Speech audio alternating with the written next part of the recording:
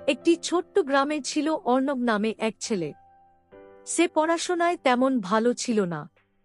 সব সময় বন্ধুদের সাথে খেলাধুলা করত, পড়াশোনার বই তার একদম ভালো লাগত না। কিন্তু তার স্কুলে ছিলেন একজন স্নেহশীল শিক্ষক, দেবাশিস স্যার। স্যার কখনো অর্ণবকে বকাঝকা করতেন না, বরং ধৈর্য ধরে বোঝাতেন। তিনি বলতেন, পড়াশোনা কেবল পরীক্ষার জন্য নয় অর্ণব, এটা জীবনে আলোর পথ দেখাবে। কথাগুলো অর্ণবের মনে গেঁথে গেল। ধীরে ধীরে সে পড়াশোনার প্রতি আগ্রহী হতে লাগল। স্যারের শেখানো সহজ পদ্ধতি আর ভালোবাসাময় ব্যবহার তাকে এগিয়ে দিল। বছর কয়েক পরে অর্ণব বড় হয়ে একজন ইঞ্জিনিয়ার হল।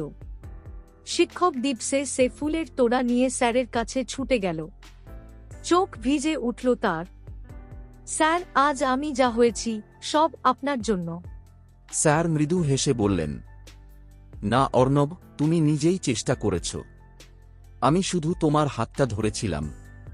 সেদিন অর্ণব বুঝল, একজন সত্যিকারের শিক্ষক কখনো শুধু পড়া শেখান না, তিনি জীবনের পথও দেখান।